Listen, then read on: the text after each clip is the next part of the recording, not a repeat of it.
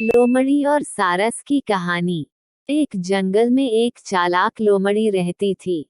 उसे दूसरे जानवरों को मूर्ख बनाने में बड़ा आनंद प्राप्त होता था। वह आए दिन कोई न कोई युक्ति सोचती और किसी न किसी जानवर को उसमें फंसाकर मजे लिया करती थी। जंगल के सारे जानवर उसका स्वभाव समझ चुके थे, इसलिए उससे कन्नी काटने लगे थे। एक दिन एक सारस जंगल में आया और नदी किनारे रहने लगा। लोमड़ी के नजर जब सारस पर पड़ी तो वह सोचने लगी, जंगल के दूसरे जानवर तो मुझसे कन्नी काटने लगे हैं। ये सारस जंगल में नया आया प्रतीत होता है, क्यों न इसे मूर्ख बनाकर मजे लूं। वह सारस के पास गई और बोली, मित्र, इस जंगल में नए आए मालूम पड़ते हो, तुम्हारा स्वागत है। सही पहचाना मित्र, मुझे यहाँ आए अभी कुछ ही दिन हुए हैं। मैं यहाँ किसी से परिचित भी नहीं हूँ। तुमने मेरा स्वागत किया, इसलिए तुम्हारा धन्यवाद। सारस ने उत्तर दिया। लोमड़ी ने सारस के समक्ष मित्रता का प्रस्ताव रखा। सारस का उस जंगल में कोई मित्र नहीं था। उसने लोमड़ी की मित्रता स्वीकार कर ली।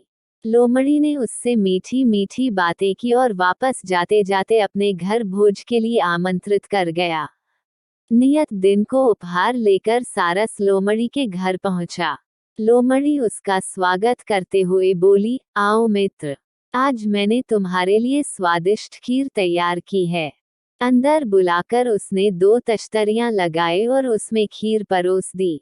लंबी चोंच वाले सारस ने तश्तरी से खीर खाने का प्रयास किया, लेकिन खा नहीं पाया। उधर लोमड़ी झटपट तश्तरी में से खीर चाट गई।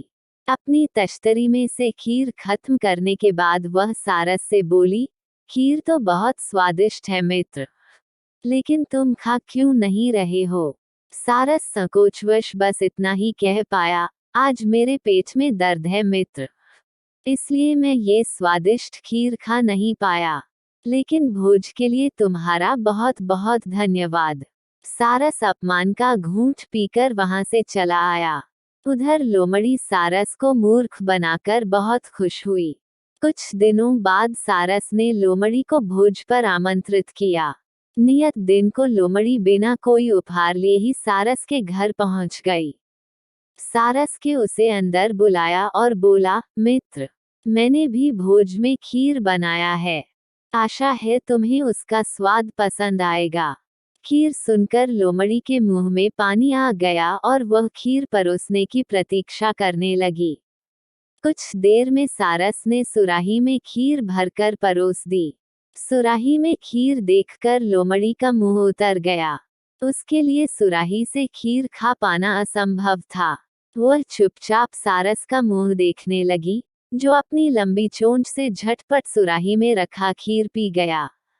खीर खत्म कर सारस बोला, क्या बात है मित्र, तुम खा क्यों नहीं रहे हो? क्या तुम्हें खीर पसंद नहीं?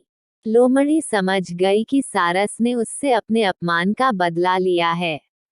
वह खिसियाते हुए बोली, नहीं मित्र, वो क्या है कि आज मेरे पेट में दर्द है। और वहां से भाग खड़ी हुई। सीख। इस कहानी से सीख मिलती है कि जैसा करोगे वैसा भरोगे, जैसे को तैसा।